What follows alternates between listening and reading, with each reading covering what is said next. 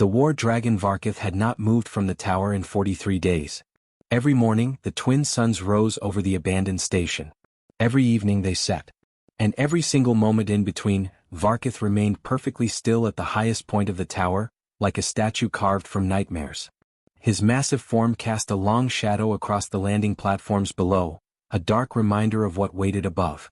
The station had been empty for decades before Varkith claimed it. Now it was filled with the Coalition's best and brightest, all nursing wounds that had nothing to do with enemy fire. Broken ribs. Shattered armor. Crushed pride. The medical bay was full of warriors who had climbed that tower with confidence and descended in pieces. Nobody died. That was the strangest part. Varkith could have killed them all with a flick of his claws, but he chose not to.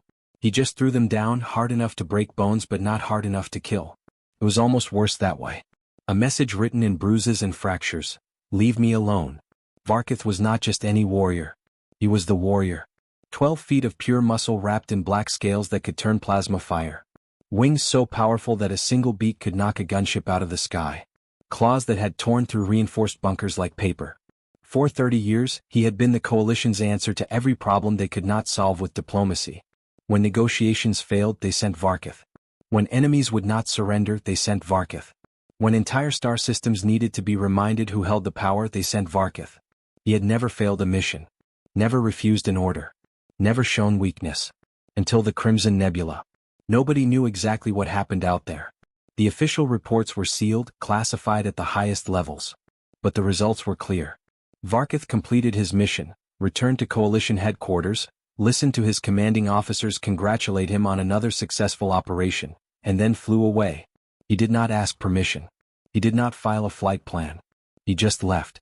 3 days later, scouts found him here, perched on top of this forgotten station like a gargoyle, staring at nothing. The Coalition tried talking first. They sent their best diplomats, politicians who could negotiate peace between species that had been at war for centuries.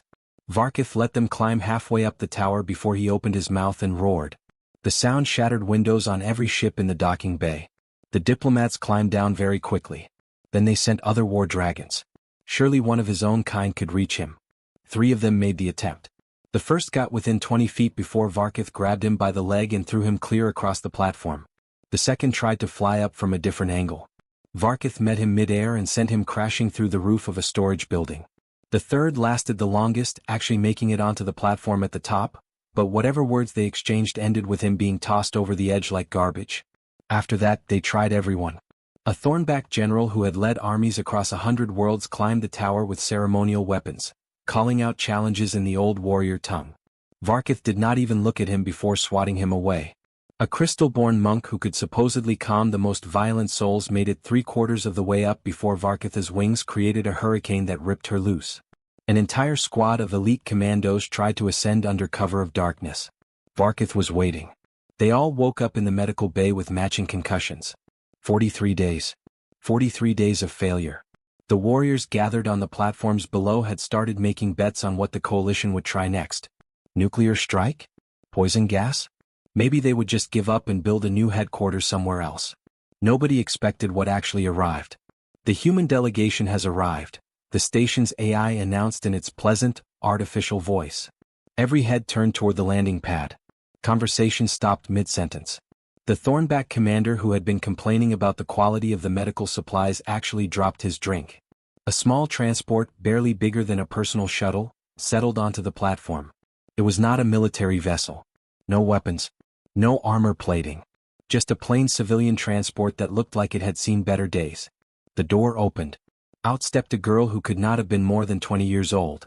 She wore jeans and a faded jacket over a plain shirt. Her brown hair was pulled back in a simple ponytail. She carried a worn medical bag that looked like it had been used for years. She was small, maybe 5 feet 3 inches, and she looked around at the assembled aliens with wide eyes that showed nervousness but not fear. That's it. The Thornback commander's voice was loud enough to echo across the platform. That's Earth's answer? The child? Her name is Beth Taylor, the AI responded, accessing the transport's passenger manifest. Age 19. Occupation, trauma medic. Combat training, none. Weaponry, none. Additional notes, she volunteered for this assignment. Volunteered.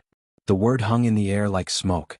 The gathered warriors watched in complete silence as Beth adjusted her bag on her shoulder, looked up at the tower stretching into the sky above her, and then looked even higher to where Varkith sat motionless at the top. From this distance he was just a dark shape against the clouds, but everyone knew he was watching. Beth took a deep breath. Then she walked to the base of the tower and started climbing. Nobody stopped her. They were all too shocked to move. This tiny human girl, unarmed and unarmored, was attempting what the galaxy's greatest warriors could not accomplish. The betting started immediately. Most gave her 10 minutes before she gave up. A few optimistic souls said she might last an hour. Nobody, not a single being on that platform, believed she would reach the top. They were all wrong. Beth's hands were bleeding by the 100th rung. The metal ladder was old, rusted in places, and sharp where the coating had worn away. Each grip left red smears behind. Her fingers cramped. Her arms burned. She could feel blisters forming and then breaking open. But she did not stop. She focused on one rung at a time. Grab, pull, step, grab, pull, step.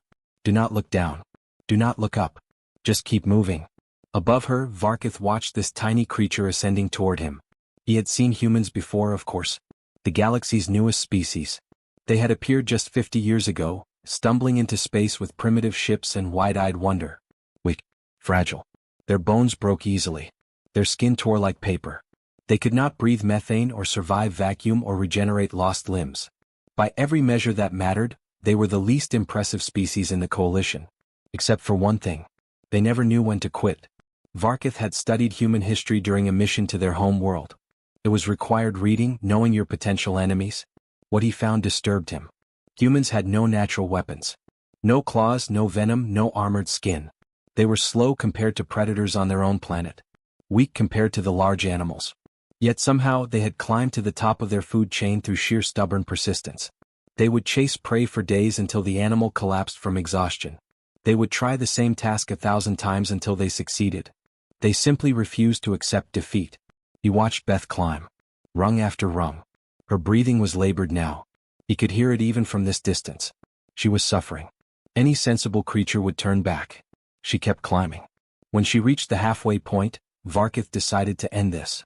He spread his massive wings, each 120 feet from tip to base, covered in scales that caught the sunlight like dark mirrors. He beat them once, just once, but with enough force to create a windstorm. The gale hit Beth like a physical wall. Her hands were ripped from the ladder. For a horrible moment she was airborne, about to fall hundreds of feet to the platform below. But her survival instinct kicked in. Her arms wrapped around the nearest metal beam, hugging it with desperate strength. Her face pressed against the cold steel. Her legs locked around it. The wind screamed around her, trying to pry her loose, but she held on. Down on the platform, the aliens watched in stunned silence. Some had already turned away, not wanting to see her fall.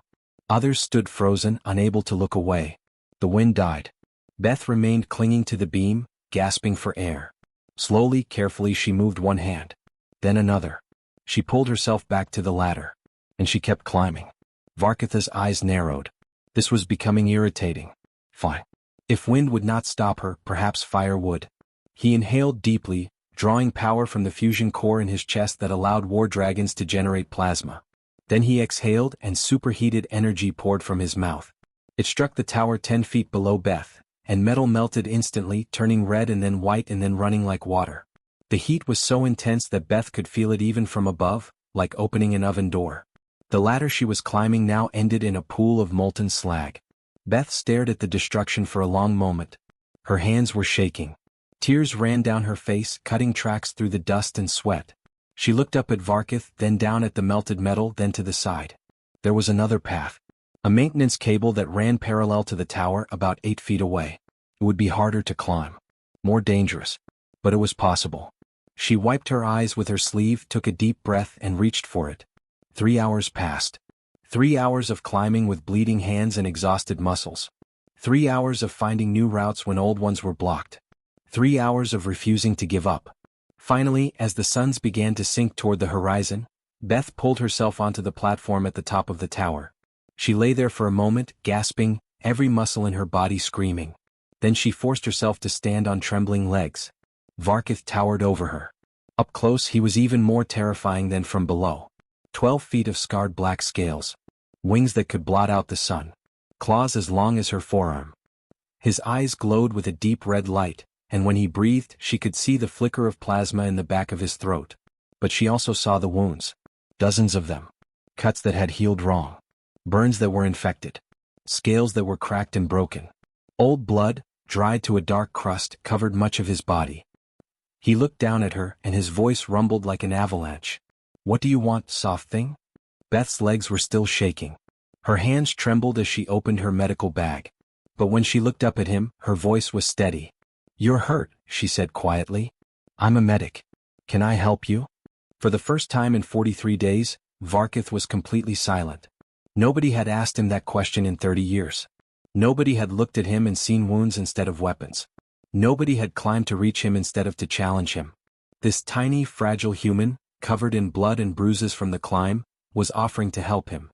Varkith did not know how to respond. Beth returned every day for a week. The first day she climbed that tower again with fresh supplies in her bag. Her hands were bandaged now, but the climb was no easier than before. When she reached the top, Varkith was waiting in the exact same position, as if he had not moved at all. She did not ask permission. She simply opened her bag, pulled out antiseptic solution and clean bandages, and approached him. He watched her with those burning red eyes, completely still as she reached up toward the wound on his left shoulder. It was a plasma burn, maybe 3 months old, and it had been left to fester. The edges were inflamed and leaking fluid. It should have been treated immediately after the injury, but clearly nobody had bothered. Or maybe nobody had been allowed to bother. Beth worked in silence, cleaning away the dried blood and infection. Varkith could have stopped her with one movement. One swipe of his claw. One snap of his jaws. He did neither. He just watched this small human tend to a wound that his own people had ignored. The second day Beth brought better supplies. Military-grade antibiotics that she had somehow convinced the coalition medical officer to give her. Synthetic skin patches that would help the wounds close properly. Pain medication that actually worked on War Dragon physiology. She pointed to a deep gash along his ribs. "This one's infected. Badly. I need to clean it out completely, and it's going to hurt when I do." "Pain means nothing to a War Dragon," Varkith rumbled. His voice was flat, automatic, like he was reciting something he had been taught long ago. Beth looked up at him. Her eyes were sad. "Pain means everything," she said softly. Then she began her work. She was right.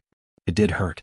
Varkith felt the burning sensation as she scraped away infected tissue, felt the sting of antiseptic in the open wound.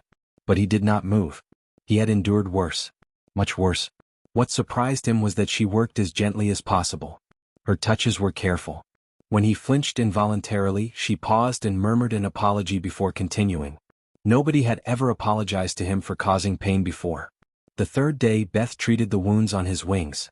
They were harder to reach and she had to climb onto his back to access them properly. Varkith felt her weight, barely noticeable, like a small bird perched on his shoulders. She hummed softly while she worked, some human melody he did not recognize. On the fourth day, as she was cleaning a particularly nasty cut between his scales, Varkith finally asked the question that had been burning in his mind. "Why would a human help me? I destroyed 3 of your colonies." Beth's hands paused for just a moment. Her face went still. Then she continued working. "You were following orders. That's no excuse." Varkith's voice was harsh. "No," Beth agreed quietly. "It's not an excuse. But it is a reason." She applied fresh bandage to the cut, her movement steady despite the topic. "My brother Tyler was a soldier. Marine Corps, served on the frontier stations. He came home 2 years ago." She was quiet for a moment and Varkith waited. "Physically he was fine," Beth continued. "Not a scratch on him. But something inside him was completely shattered. He wouldn't talk about it for months. Wouldn't sleep. Couldn't be in crowds. Mom and Dad didn't know what to do. I came home from medical school to help." Her voice got softer. "When Tyler finally did talk, when he finally told us what happened out there, what he'd been ordered to do, things that were labeled necessary for victory. Things that command said would save lives in the long run. Things that made him wake up screaming every single night." Varkith's claws flexed involuntarily, scraping against the metal platform. "What happened to him?" "He's healing," Beth said. "Slowly. With help. Therapy. Medication. Time. Support from people who understand." She looked up at the War Dragon, meeting his eyes. "But nobody was helping you, were they? They just kept using you. Kept sending you on missions. Kept giving you orders." kept treating you like a weapon instead of a person.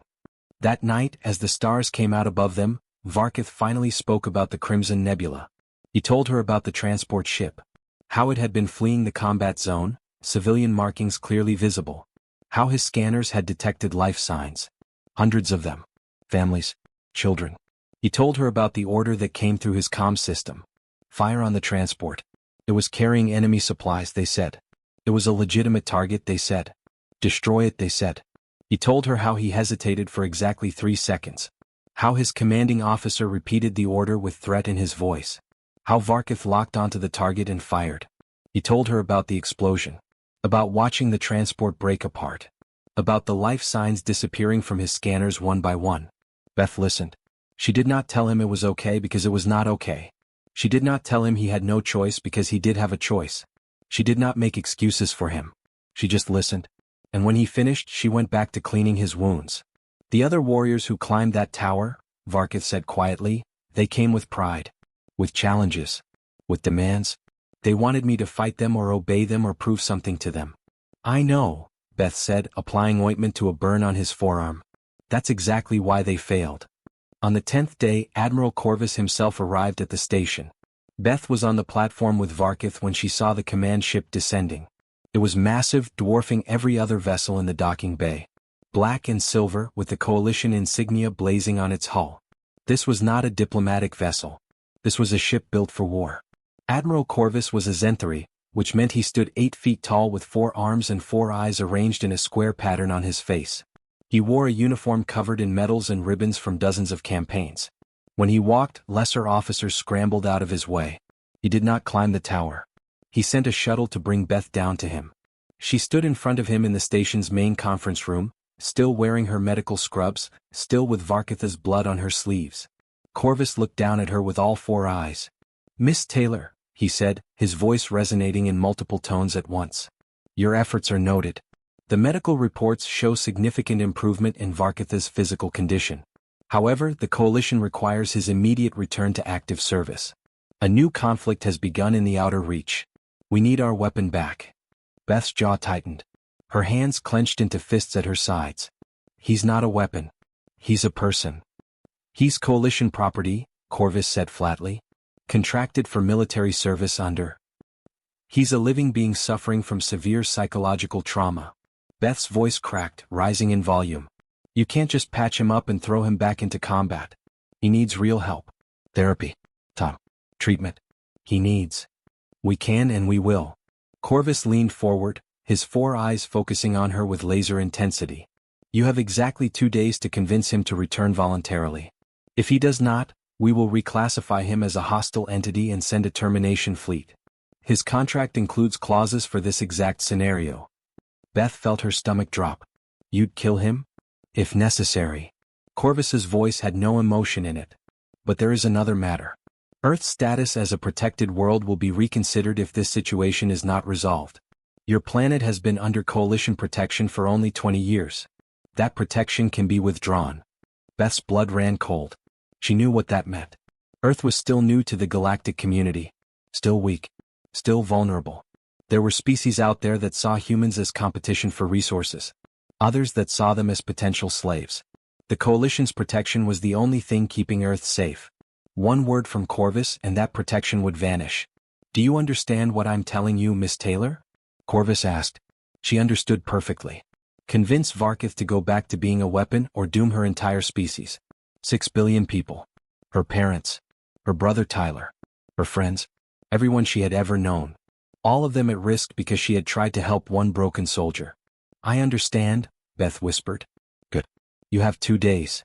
Corvus turned and walked away, his boots echoing on the metal floor. That night, Beth climbed the tower one more time. Her legs felt like lead. Her heart was heavy in her chest. When she reached the top, Varkith was waiting. "You should tell me to go back," Varkith said quietly. He had heard everything. Sound carried well in the thin atmosphere of the station. "Save your world." Beth sat down on the platform, her legs dangling over the edge. The drop below was dizzying, but she was too tired to care. "I won't," she said. "Then you doom your people." Varkith's voice was flat. 6 billion humans. Your family. Your friends. All dead or enslaved because you refused to send one soldier back to war. Then I doom my people. Beth looked at him and tears were running down her face. I won't break you to save anyone. I won't do to you what they've been doing for 30 years. That's not who humans are supposed to be. That's not who I am. Varkith's scaled face was unreadable. His glowing eyes studied her for a long moment. You're a fool. Probably, Beth agreed, wiping her eyes. My brother Tyler says I have always been too stubborn for my own good. But I became a medic because I wanted to help people, not hurt them. And sending you back to the coalition knowing what it would do to you, that would hurt you. So I won't do it. Even if it costs you everything? Even then. They sat in silence under the alien stars. 2 suns had already set, but a third was rising, painting the sky in shades of purple and green that Earth had never seen. My people have a saying, Beth said quietly. Do the right thing even when it's hard. Especially when it's hard. I don't know if refusing to send you back is the right thing. Maybe I'm condemning billions of people for one person. Maybe that's selfish. But I know that using broken soldiers as weapons is wrong, and I won't be part of it. The next morning the fleet arrived. 5 warships descended through the atmosphere, their weapons powered up and ready. Dozens of warriors poured out onto the landing platforms. And 3 other war dragons landed with thunder, their roars shaking the entire station. They came for Varkith. Beth stood between them and the tower. All 5 feet and 3 inches of her. No armor. No weapons. Just a 19-year-old medic from Earth, standing alone against an army. And she refused to move. This is pointless, snarled Kroth, the lead war dragon. He was even bigger than Varkith, covered in red scales that looked like dried blood. His voice was a deep rumble that made the platform vibrate. Move aside, human. This doesn't concern your species. Beth stood her ground. Her legs were shaking. Her heart was pounding so hard she could hear it in her ears. But she did not move. It concerns every species, she said. Her voice was trembling but the words came out clear. Every warrior who has been used and broken and told it doesn't matter because they're just weapons. She reached into her pocket and pulled out a small recording device. The kind journalists used. The kind that could store hours of video and audio. Her hand was shaking as she held it up. I've documented everything, Beth said. Every wound that was left untreated. Every trauma that was ignored. Every order that violated the laws of war.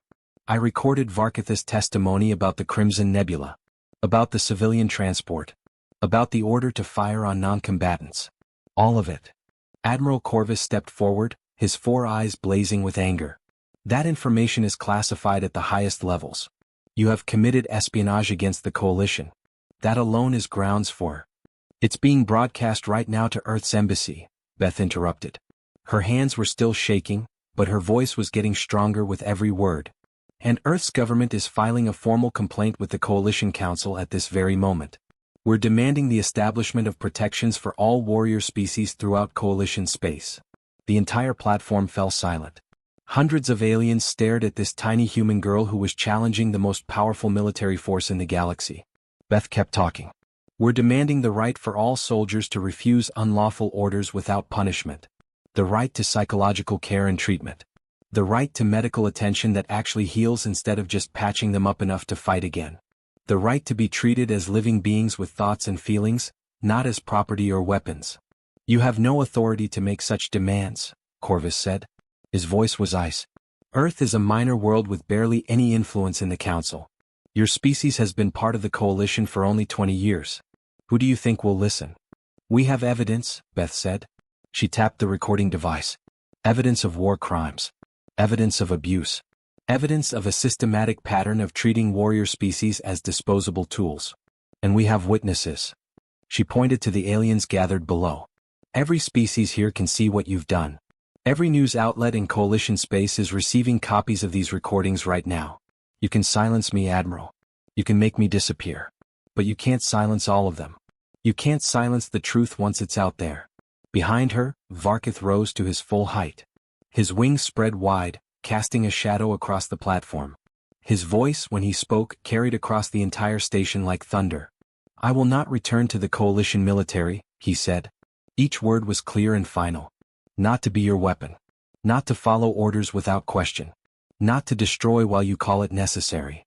He paused, and his glowing eyes swept across the assembled warriors. But I will fight. On my own terms. For those who need protection. For those who cannot protect themselves. Not for your wars of conquest or political games. Kroth, the Red War Dragon, stepped forward.